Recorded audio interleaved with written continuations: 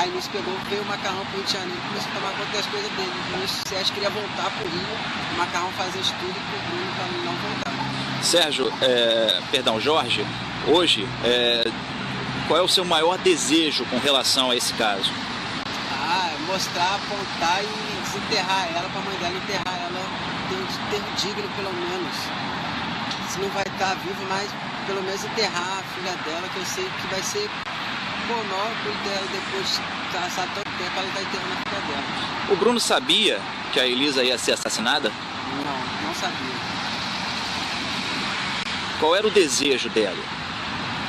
Porque a polícia chegou a divulgar que ele tramou a morte dela para não pagar pensão pro menino. Isso é verdade? Não, nada disso aconteceu.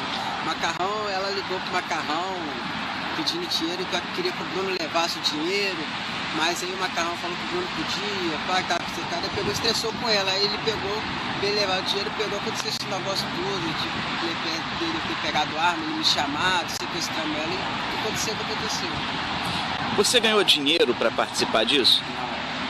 Por que você resolveu participar? Porque negócio de arma, quando era na adolescência, de menor, eu gostava muito de mexer com arma. Aí pegava, eu gostava de ficar mexendo pra lá e pra cá com arma, não dava nada pra mim, esse negócio assim, eu pegava na hora ali, só eu sabia mexer, aí pegou, me chamou, eu peguei e fui. E hoje o seu maior desejo? É revelar onde que ela tá. Meu Deus do céu, então corrigindo o que estava no texto, né, porque aqui da Rádio TP Online, diz que segundo a polícia, Bruno, que foi condenado, tramou a morte da ex-amante para não pagar pensão alimentícia ao filho recém-nascido. O Jorge está dizendo que ele não tramou e não sabia que Elisa seria assassinada e que foi tudo coisa do próprio Macarrão.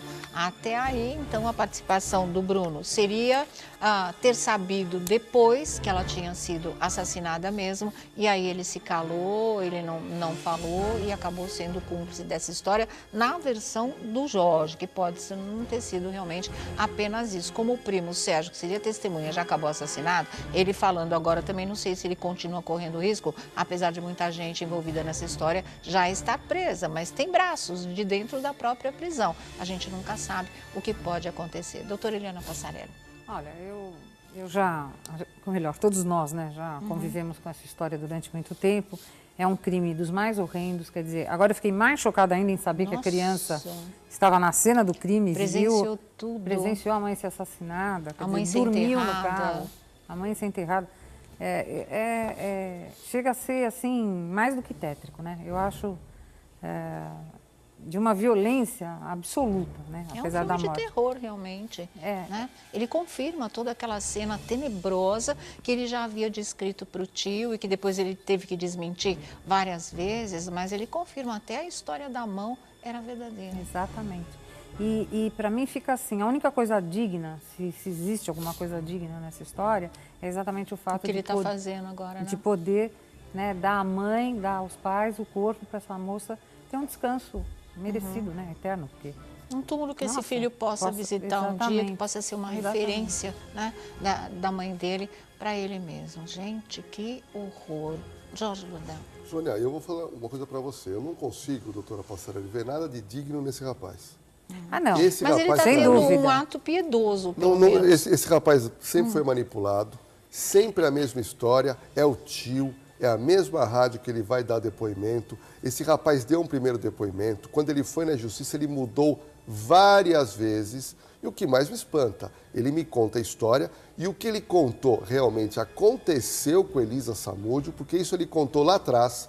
Foi tudo isso, não houve esquartejamento, foi tudo dessa maneira. Exatamente dessa maneira. E ele só não está preso porque ele tinha 17 anos na época. Porque era para ele estar preso como os outros. Agora, uma coisa ficou claro, ele dá o local aonde estariam os restos mortais de Elisa Samúdio, e isso me dá a impressão que realmente deve ser verdadeiro. Mas assim, esse local aí em Minas já não devia estar sendo guardado? Será que já tem gente da polícia? Porque alguém não pode tentar mexer nisso antes, essa informação com esses restos que nós mortais? estamos dando aqui é primeira mão. Acabou de acontecer, primeiro saiu inicialmente o texto que ele teria confessado. Que foi hoje de manhã. Em seguida, nós conseguimos o vídeo. Quando saiu o texto, o atual delegado, que é o Dr. Jorge, havia dito, eu ainda não vi as imagens, e agora ele já deve ter visto, e tenho certeza que o DHPP lá de Belo Horizonte já deve estar a caminho, porque é um local ermo, muito próximo do Aeroporto Internacional de Belo Horizonte, e ele está dizendo que ele quer que seja encontrado o corpo. Agora, Sônia, por que ele não procurou a polícia e levou no local? Porque sempre através de uma rádio... Não, é isso que eu ia falar, ele está no Rio de Janeiro, né? O local é em Belo Horizonte. Eu sei, Sônia, mas então, mas agora talvez ele quer ir até lá e mostrar. Eu acho que ele deveria ter que procurar a polícia. Vamos lá, olha, eu sei onde encontrar o corpo. São os próximos passos, entendeu? Bom, Ou se ele não for procurar a polícia já procurou ele e sabia que ele estava na rádio. Até aí ele vai ser localizado. Agora, ele se dispõe, pelo que a gente viu aí, ele fala, eu sei ir até lá e eu sei apontar o local em que ela está. Ou seja, é ele quem vai levar a polícia a esse local. E digo mais, Sônia, ele se complicou nessa entrevista, ele acusa Macarrão de um crime, ele parte a fazer uma... Ele passa a fazer uma acusação séria. Acredito eu que a Polícia Civil deve esperar por ele. Se ele sumir, ele vai se complicar se ele sumir, porque ele fez declarações pesadas e, principalmente, ele diz que sabe o local exato onde está a Elisa Samúdio. Então, ele que pega um ônibus agora, vá lá para Belo Horizonte, se apresente, leve para comprovar se toda a história é verdade. Agora, ele acaba de acusar, ele fez uma acusação grave contra o Macarrão. E a partir daí, se ele não prova, ele responde por crime. E agora ele é maior de idade. Certo. Ele falou demais. Agora, no final, falar que o Bruno não sabia de nada, se o próprio Bruno, no tribunal do júri, fez uma meia-culpa e uma meia-confissão, aí é demais. Já está julgado, né, Bortella? Já está julgado, já está... Mas assim, a pergunta que fica, por que ele remexeria nessa história agora? Se ele continua correndo risco, se a gente nunca sabe ainda o que vai acontecer. Tem alguma coisa por trás, Sônia? Eu não acho que... Você acha que é manobra para inocentar o Bruno? Uma dor na consciência. E digo mais, eu estava assistindo com o Haroldo antes de começar o programa, o Haroldo fez um comentário comigo que eu achei muito interessante. Em várias vezes ele faz assim com o braço, ó. Quando ele faz assim, eu já começo a duvidar do que ele está dizendo. Depois ele relaxa, ele fala com uma maior sinceridade. Então ele vai ter que levar aonde é essa cova, aonde tem essa palmeira, esse coqueiro que tem. E eu acho que hoje tem que ver isso, Sônia, para verificar daqui a pouco. Para que ninguém mexa nesse local, se ele existe realmente. Haroldo Lopes. Olha, Sônia, eu também acho que aí tem coisa errada. Primeiro que eu não posso dar os detalhes técnicos que demonstram os sinais de mentira. Mas alguma coisa aí ele não está falando a verdade. Na linguagem gestual dele. Porém, também me chama a atenção quando ele diz, eu levo, eu sei, está de um lado de um coqueiro, perto de uma rotatória, perto do aeroporto de Confins, ou seja, ele botou a cara a tapa. Né? E se realmente lá existir os restos mortais de um corpo, dá para se saber se é ou não da Elisa através do DNA e tudo mais. Agora, um outro fato também que me chamou muito a atenção é que ele estava na cena do crime e todo o discurso que vocês viram aí no vídeo, vocês podem perceber a frieza com que ele fala da situação dramática do menino, da criança chorando, né? Ele não apresenta um emocional, ele fala que ajudou a empurrar, dá a entender que com o pé... Ele fala que ele jogou a terra por cima. Ele jogou a terra. E de uma hora para outra, ele fica bonzinho e quer que a mãe, a dona Sônia, possa fazer um sepultamento digno da filha. Ou seja, você de uma frieza com a criança, frieza de ter assistido um crime daquele, nada ter feito, né? Jogou a terra e agora fica bonzinho. Posso falar uma coisa? Você como psicólogo talvez explique isso pra gente. Ele tem um instinto criminoso, no meu entender. Frio também. Né? Eu acho que ele estava naquele grupo, não era à toa, não é porque ele era menor de idade, e uma figura indefesa. Ele gostou de pegar a arma, ele deu uma coronhada na cabeça da Elisa, que tinha o bebê no colo dentro daquele veículo. Verdade. Ele fez esse tipo de coisa, ele assistiu tudo, ele devia saber para onde ela estava sendo levada e que ela seria assassinada. Agora, ele é um criminoso que não tem estrutura para a dimensão consumação do crime. Você se lembra que no caso de Suzane Richthofen, quando o Christian, um dos assassinos que massacrou a cabeça do Manfred, do pai, com aquela barra de ferro, na reconstituição, ele chorou, ele vomitou, ele não conseguiu refazer a cena. Então, quando tudo isso veio à tona, esse crime da Elisa Samúdio, e só veio por causa do Jorge, e por que foi por causa do Jorge? Porque ele não aguentava conviver com aquelas cenas. Ele foi contar para o tio, que chocado com a crueza e a crueldade do depoimento, vai à Rádio Tupi, né, eles devem confiar na emissora, devem ter amigos lá, e conta tudo. E a partir disso é que o Bruno foi preso, que foi se tirando o fio desse novelo, o fio dessa meada, e as coisas deram no que deram, e os assassinos estão na cadeia, todos os envolvidos, ou que a gente saiba todos, estão na cadeia. Ele quebrou emocionalmente naquela época. Depois ele desmentiu tudo. E você pode imaginar o porquê. Mas, Sônia, o tamanho da pressão e o medo de ser assassinado. Nessa volta, quando tudo parece que terminou, ele não consegue se livrar desse pesadelo. Como ele é um fraco, ele pode estar sendo usado pelo pessoal que quer tirar o Bruno da cadeia, para que ele vá morar na cidade do interior, para que ele volte a ser goleiro, talvez.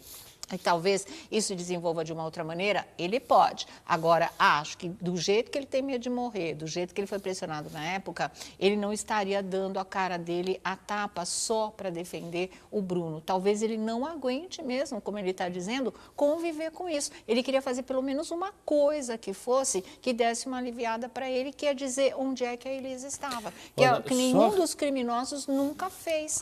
Isso não quer dizer que ele é bonzinho, que ele é nada, gente. Quer dizer que ele não aguenta conviver com isso. Isso pode acontecer realmente com uma pessoa.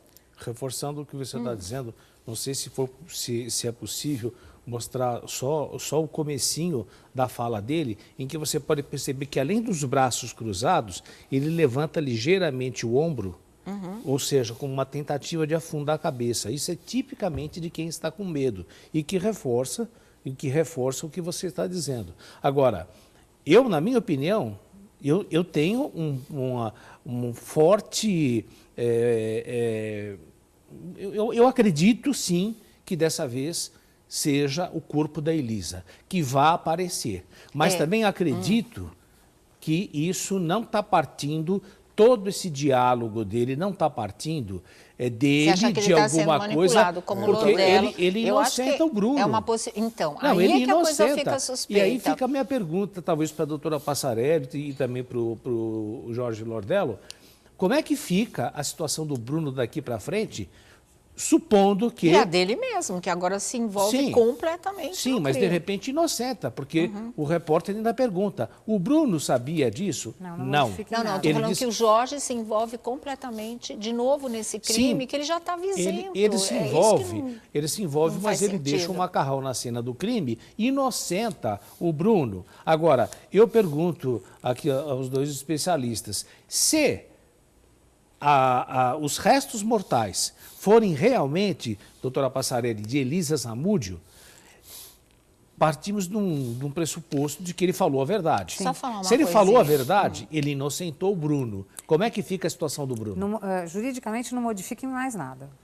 Porque ele fala que o Bruno não sabia. Mas o próprio Bruno caso já não confessou. É reaberto? Não. Só existe uma possibilidade que é uma ação própria, né, onde poderia se manifestar os defensores que entram com esse tipo de ação, para que a gente possa rever a prova. Só que toda a prova que já foi feita, só essa fala dele não isenta todo o restante da prova, não tem como. Mas isso pode reabrir? E a meia confissão do Bruno? Pode reabrir um processo? Pode reabrir. Não, é uma ação própria para que se reveja a situação do Bruno, que não tem nada a ver com o processo crime. O processo crime continua com a sentença dada, continua com as penas... não aumentaria a pena do macarrão? Não mexe nisso. Porque aí, Sônia, o que ele fez, ele reforça aquilo que no começo o Bruno também chegou a falar e que o macarrão teria tomado iniciativa e como se fosse para dizer, olha, patrão, você não vai ser mais perturbado porque eu sou o seu fiel, eu sou o seu homem de confiança.